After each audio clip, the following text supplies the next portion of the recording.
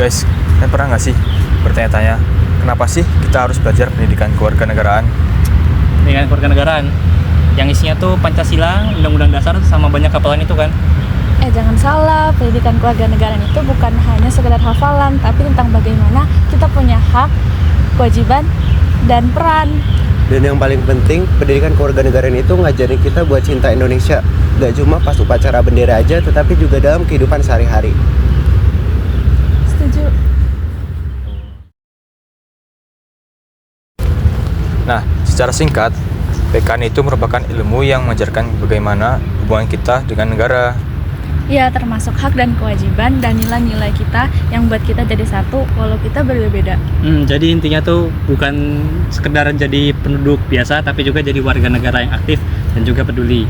Tujuannya untuk membangun rasa nasionalisme, supaya kita tuh bangga, peduli, untuk siap jaga Indonesia ke depannya. PKN itu penting banget, apalagi di era global saat ini. Banyak banget tantangan nilai dan identitasnya. Contoh dari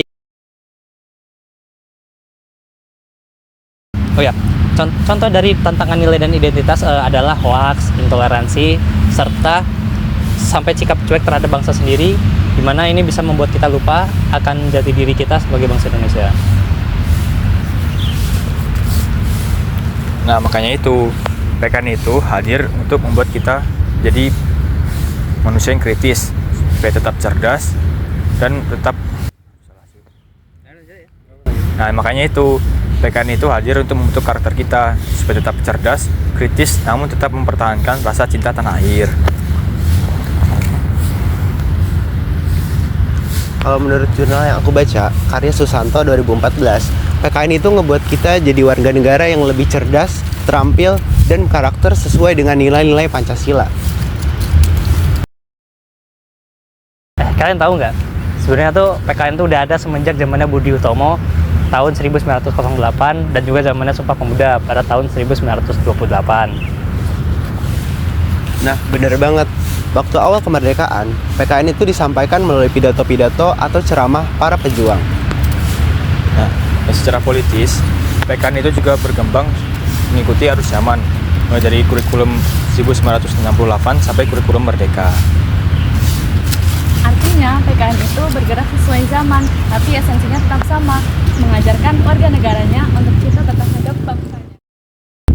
Oh ya, by the way, PKN ini juga memiliki tantangan loh.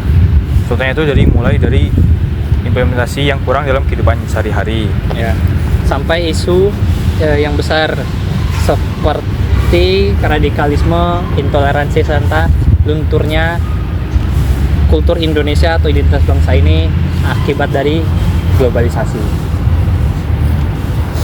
Belum lagi peran guru atau pengajar. Kadang tuh metode belajar mereka tuh kurang efektif dan ngebosenin.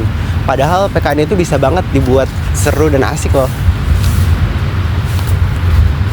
Kuncinya, pendidikan kewarganegaraan itu harus kreatif, relevan, dan dekat dengan kehidupan kita. Kalian tahu gak sih soal bonus demografi yang bakal terjadi di tahun 2045 nanti?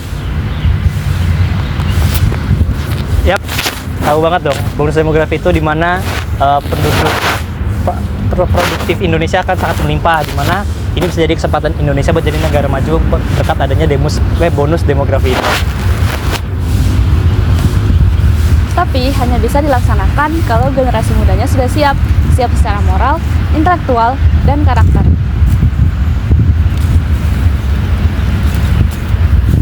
Sehingga PKN ini bisa menjadi senjata strategis buat membentuk bangsa dan negara yang adil dan makmur.